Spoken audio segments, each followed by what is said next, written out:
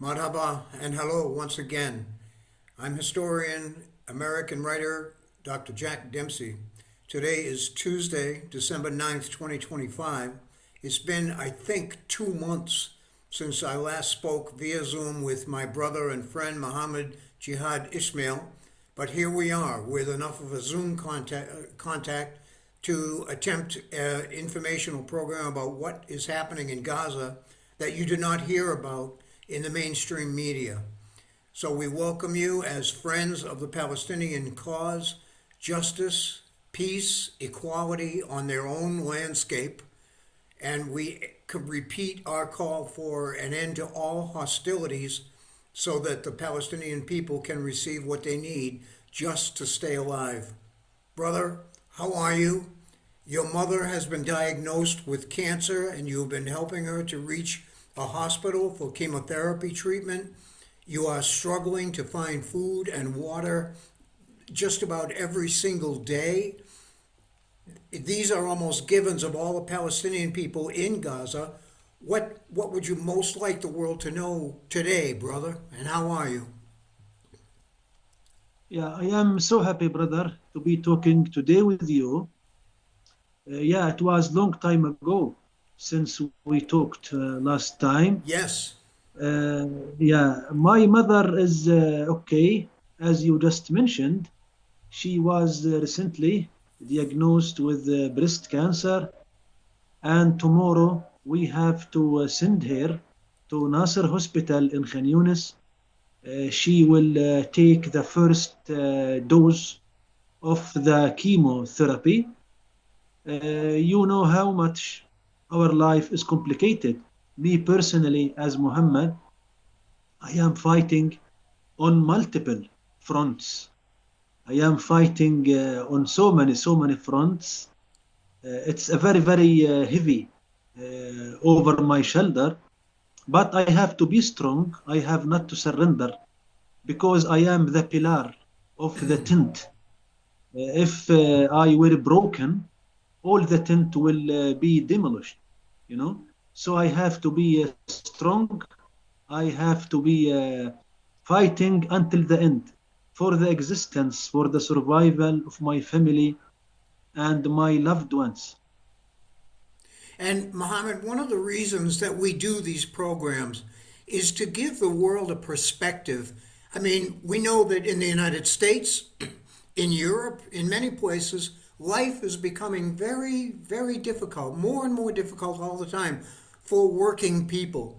They must go and buy groceries to buy food that they can hardly even afford nowadays because the economic situation is so corrupt and so bad. But we want people to realize that as hard as it is for you, it is 10 times worse for the people in Gaza and how much they need external support for people to appeal to their own governments and demand change in policy that will help you and to somehow contribute, and we can facilitate that, to the support of the Gazan and Palestinian people during this terrible time as they wait to see what fate Israel has in store for them. You are avoiding artillery shells, drones that drop explosives, snipers, police, Hamas, other kinds of gangs and food bandits. There is every kind of obstacle and risk to your life every single day, brother. I don't know if the world can even imagine such a difficult situation. What else do you want us to know right now about what is happening in your immediate streets there in Deir al Balah, which is between Gaza City and Khan Yunis, where the fighting never stops, not to mention the West Bank and the atrocities that Israel is committing in the West Bank now. What do you, as a Gaza Palestinian brother, most want people to know about? Yes, brother. Actually, situation here in my area, in Deir al Balah, is a very complicated and very sensitive. We have dozens of thousands of people who are immigrants or who used to evacuate from the northern Gaza Strip. They are living here in my surrounding, inside their poor tents. Every raining, they are sinking in swamps of mud. They are suffering. They have no enough blankets. Even if they have blankets inside their tents, those blankets will be wet by the raining. So it is a very painful life for those people. Some nights I am listening the screaming of their babies. I don't know either they are screaming from their hunger or from their the lack of warmness. I don't know, but it is a very miserable situation. Uh, yeah, I wanted to talk today about some films are taking place here in Gaza Strip, and unfortunately, no one is reporting about them in the world media. Yes, please do. Recently, recently one of my neighbors has lost his son. His son is 12 years old. He went to buy something from the market, and right now he didn't return to his family. We have to talk about this dangerous phenomenon. The people who are disappearing, especially the kids or the children. Actually, after the recent ceasefire has started about 2 months ago, we have dozens of children who disappeared. We don't know either they were kidnapped or they were arrested by gangs, by Israeli army. We don't know. But we have this sort of forcibly, we can call it forcibly disappearance. So we don't know what's happening with those children. And you'll notice, ladies and Maybe some gangs are kidnapping them for the. We don't know. And you'll notice, ladies and gentlemen, that when Muhammad touches a sensitive topic about what's happening in Gaza, suddenly we lose coherent audio, if not worse. We have been up against this for 2 months, unable to do anything. And now, when Muhammad talks about subjects that would make any of the powerful people angry, we seem to get consistent interference. So, Muhammad, there are children disappearing in Gaza. What are people saying? Do people have any idea at all what is happening to these children? Why they are disappearing? Yes, yes, brother. Right now, we have no one single child who returned from his disappearance. So we cannot ask him who kidnapped you, where you were disappearing. Right now, we have no one single child who returned to his family. That's why it is very ambiguous and very mysterious phenomenon. We don't know what's happening to those kids. What is the fate of those kids? So And I wanted to report first of all about this issue. It is yes, very sensitive and very painful, especially that now we have no war, no fight like before. Now we have almost some calmness. Yeah. So this is a very big. and Muhammad, you know, as a father of 4 children yourself, there is nothing worse. There is nothing worse than to have no information, because then your imagination takes over, your worry takes over, and it creates the most god awful state of mind. Muhammad, do you have any idea of a number of children that have been disappearing? Do you have any idea of a number yet? How many children have been taken? Yes, yes, brother. We have almost 120.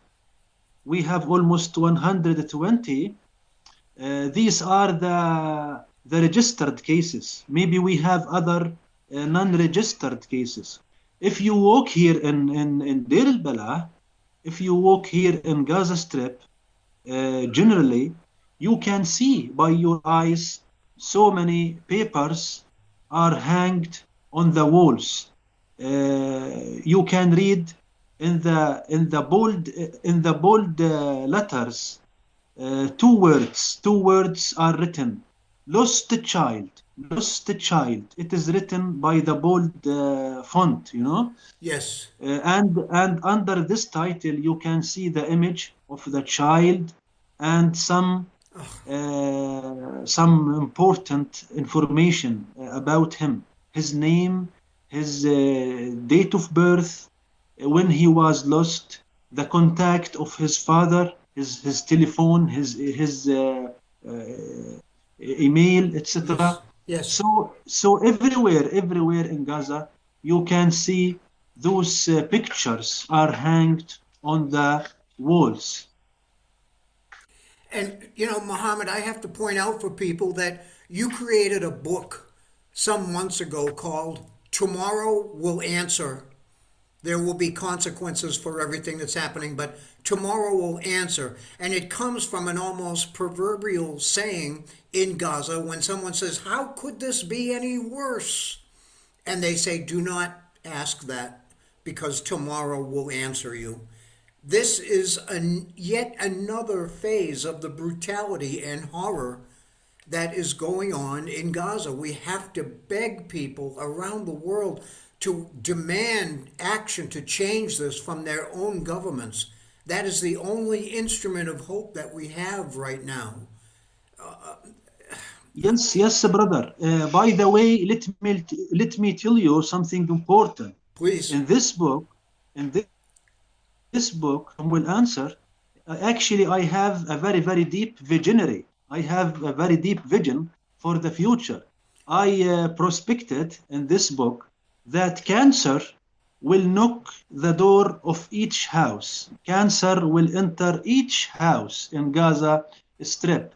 Just very few months later, cancer has attended to my house.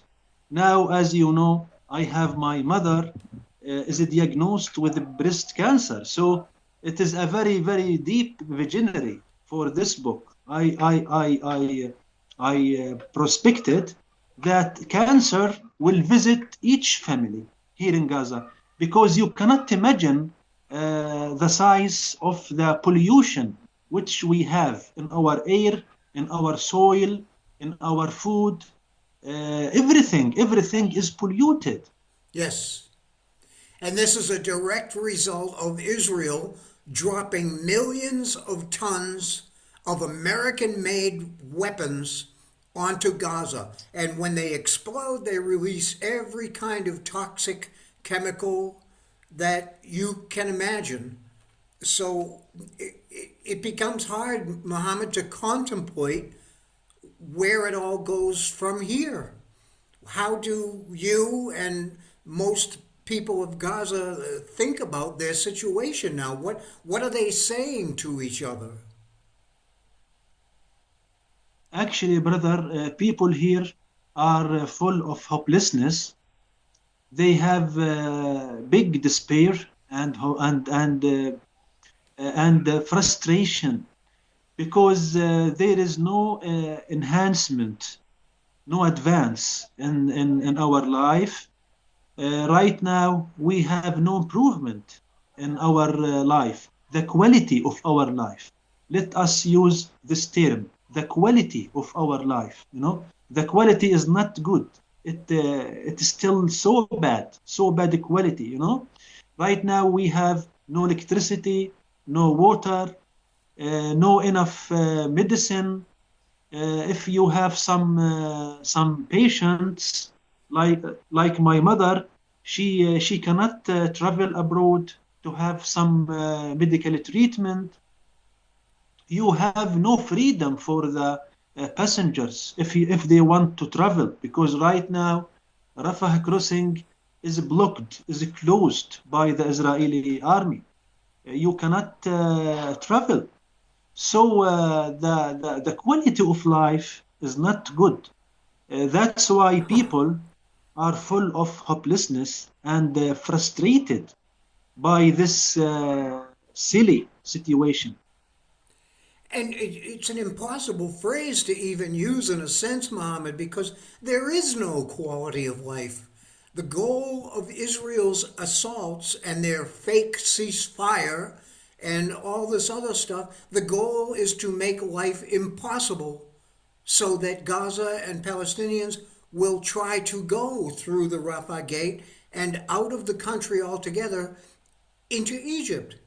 You, as an historian, you know the ancient story, you know the modern history, you know the culture and the civilization and everything that has come with that into the modern age, right? And now you are sitting there using a phrase that you used before.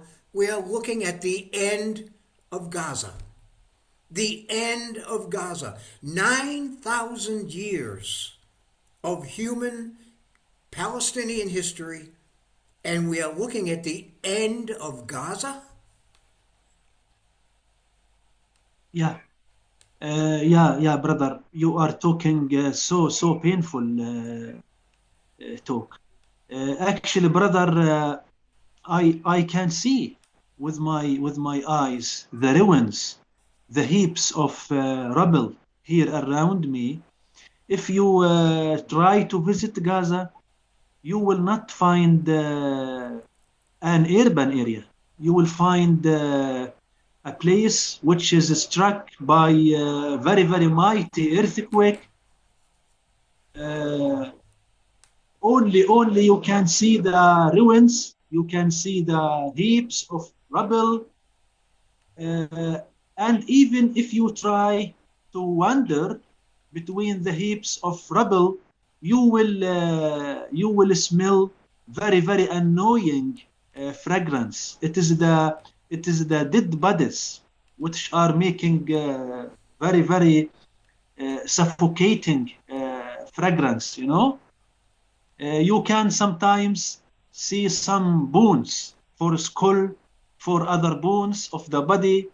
So it is a very painful journey. If you try to wander between the rubble, you will see some bones. You will smell the fragrance of death. You know, so it is very painful for the human sense. You know, yeah, you are right. Gaza is dead. Gaza is dead. Unfortunately, Gaza is dead. The vast majority of Gaza houses were demolished. Only we have very few amount of houses who is still standing right now.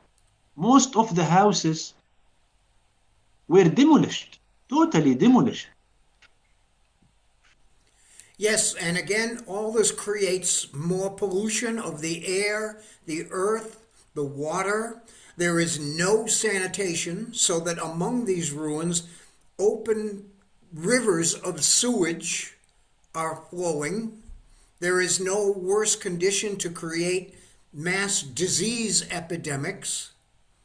And it's just, you and I have spoken for years about the life and the conditions in Gaza, brother, but it has never been worse. I think it has never been worse. Do you agree? Yeah, of course, brother. Now we have reached the peak of destruction, the peak of uh, the peak of death. You know, there is nothing in Gaza here. Gaza is only a place of death, a place of ruins. It is totally a wasteland, a wasteland. And I understand, brother, when you say it is impossible to move. It is impossible to go anywhere else. You cannot even go to Rafah because the exit into Egypt is closed. What then do you think is going to happen next? What are the Palestinians in Gaza, and what is your mind yourself? What do you think is going to happen tomorrow?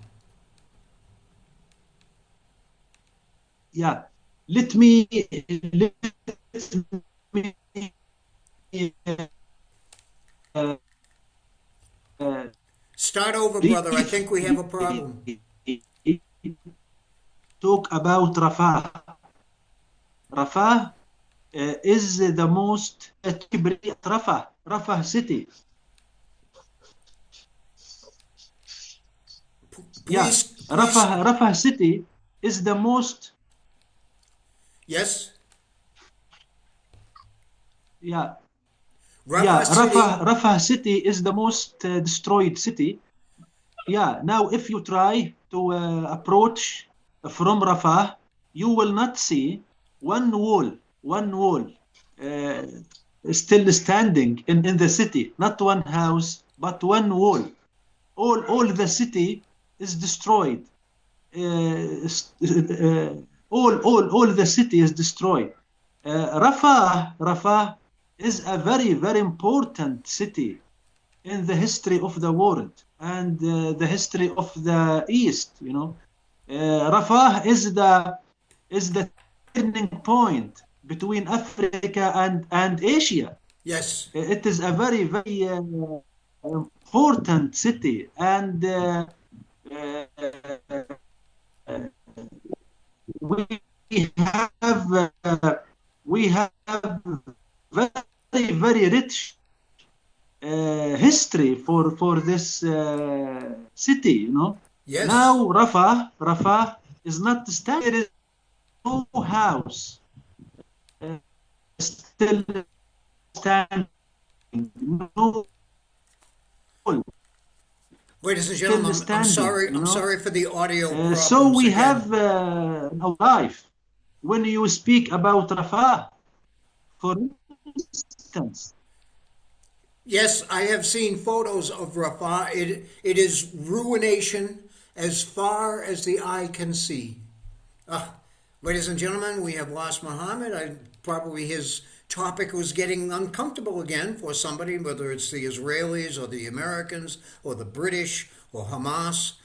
He's going to try to rejoin us again. We really appreciate your patience, but these are the conditions that have been imposed on him by those people who hate him for no reason. Brother, you were talking about Rafah and that there is no chance to go there to try to get out. Is that right? Yes. So, yes, brother. What do you think is going to happen tomorrow, brother? There can be no hope for the Palestinians in Gaza. What are they going to do next? What do you think is going to happen? Yes, brother.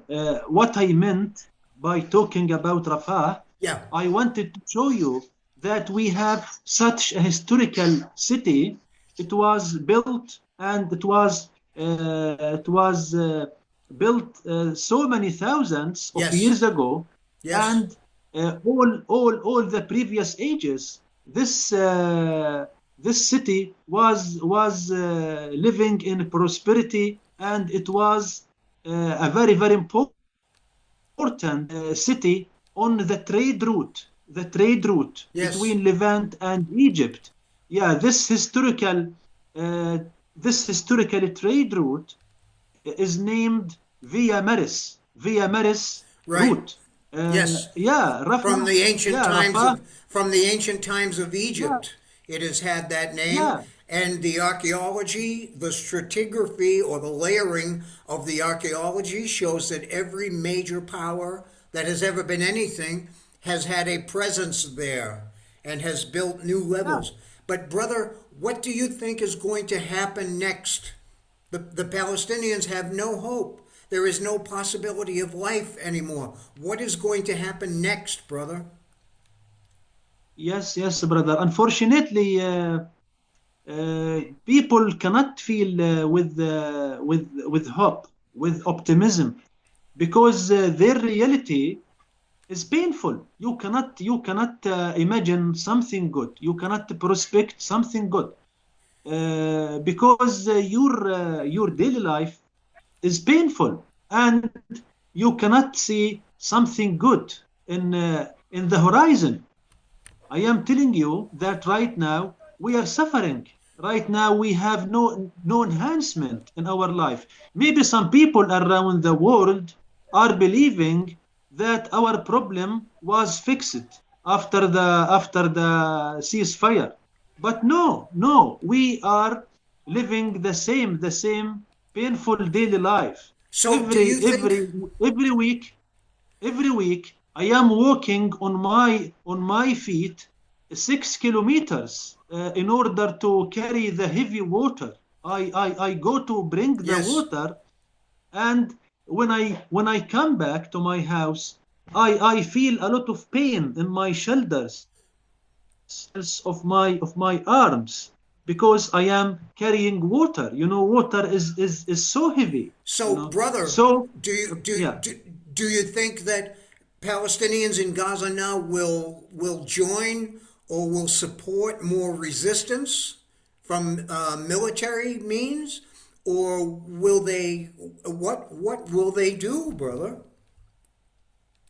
Uh, no, they will not support the military choice, because they are living the consequences of the military choice. Yes. They are living the consequences of the military adventures which were carried out by Hamas.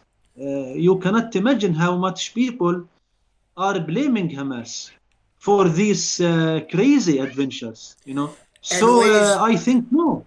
and ladies and gentlemen, you should Yeah, realize again that if you look in YouTube for Muhammad's book, Tomorrow Will Answer, Tomorrow Will Answer, you can see his very articulate, very specific criticisms of Hamas, of their ill-founded, idiotic attack on Israel that brought so many terrible consequences to the Palestinian people, that they do not care, that they continue to prey on their own people, taking their money for aid that should not be for sale.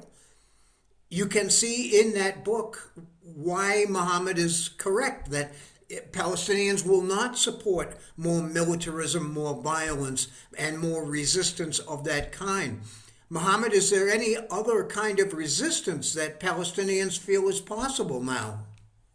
Is there any other kind yeah, of resistance that is possible? yeah. Always, I have my own strategy. It is the resistance with patience and non-violence. It consists of two parts: patience and non-violence. It is not costing a lot, like the military choice. If you remember, even before this war, I were telling you always that I am against the military resistance. That's It correct, is yes. it is so destructive. You are hitting your head into the wall. It Yes, is so destructive. Now we have almost 100,000 dead people. All Gaza is destroyed. We are paying the price of this crazy choice, the military choice. yes. So for me, my own strategy for resistance. It is the resistance with patience and non-violence. It is the strategy of Muhammad. Well, Mohammed, I don't know what more we can say at this time about how horrible things are in Gaza for you, your family, and all the people around you. The death estimates, even from Israel's own reportage, has said that it's probably at least 500,000, at least 500,000 Palestinians who have been killed because they don't know how many dead people are under the rubble, people who have disappeared, and so forth. Brother, I just want to thank you for speaking with us today. I'm grateful to the Lord, as you always say, that we are able to communicate. And is there anything you'd like to add as our time goes for today? Anything else you'd like to say to the world today, brother? Thank you, brother. I am so happy that today we did the mission. I am so happy that the internet has enabled us to make this meeting. Yes. Of course, in the coming days, we are going to make more and more deep discussions for the situation of Gaza and generally the Palestinian cause. Yes, so ladies and gentlemen, please follow the channel Dionysus 37 or 37 Dionysus. They're both there with all the 60 odd programs that Muhammad has so generously hosted with us about Palestine, its past, its present, and its future. Brother, we love you. We love all the family, and we love all the people of Gaza and Palestine. We continue to try to help in every way we can. If you would like to directly help the Palestinians, Muhammad's family, and more, please just write us an email and we can help to arrange that, believe it or not, through all these conditions. Please do get in touch if you would like to help. Brother, thank you so much. We think of you all the time, and we are very grateful to know from you what is happening. Thank you, brother. Thank you so much.